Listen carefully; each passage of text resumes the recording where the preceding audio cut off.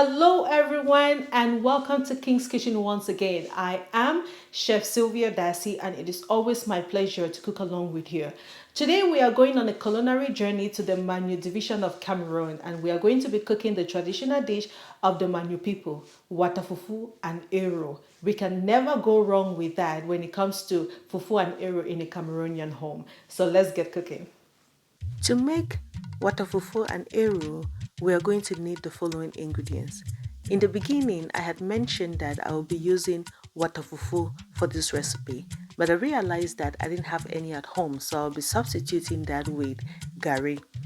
We are going to need beef, smoked fish, tripe, cow skin, crayfish, palm oil, peppers, ero, Garri, spinach or water leaf, then salt and bouillon.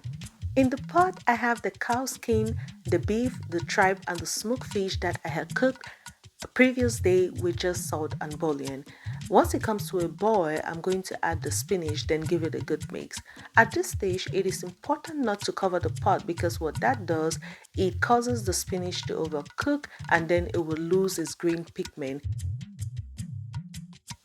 This is the most exciting part of this recipe. So the area that you see here that I'm using is one of my lines of product. So you will have to sprinkle it into the pot and then mix it so it becomes fully incorporated with the water leaves and your meat, your fish, your kanda, and all the goodies that you have in your pot. In Cameroon, we will call it particulars.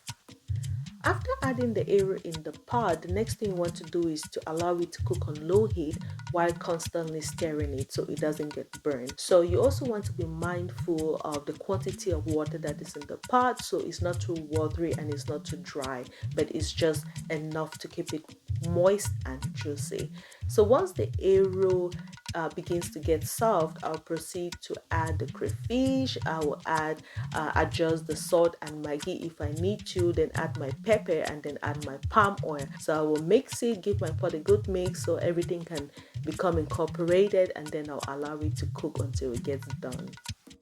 Now my area is ready. It's so delicious. I can't wait to dive into it. But before I do that, I have to make the garri. So in a bowl, I'm going to add my 2 cups of garri and then I'll add water until it's slightly above the level of the garri in the bowl. I'll place it in the microwave and then microwave it for about 5 minutes. Then take it out and then give it a good mix. You know, when you're making Garri for ero, you don't want to make it that soft, you want to make it hard so that you'll be able to mold it. So I'll give it a good mix and then scoop it out, place it onto my plastic wrap and then wrap it so that it's still warm while I go and wash my hands to devour this ero.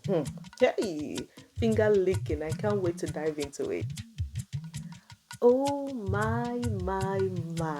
Look at the final product right here. So delicious. I have my Garri. I have my ero that is so rich in vitamins and minerals. I have a lot of proteins in there from my cow skin to my beef to my smoked fish and tripe. So moist and juicy. I can't wait to dive into it. And now comes the moment of truth.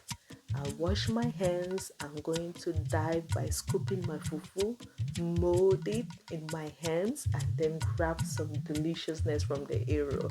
Sorry I didn't show you guys when I put it in my mouth, but I can tell you it is so delicious. It is always my pleasure to cook along with you here in King's Kitchen. If this is your first time on my channel, do not forget to subscribe to be the first to get notified whenever I post a new recipe.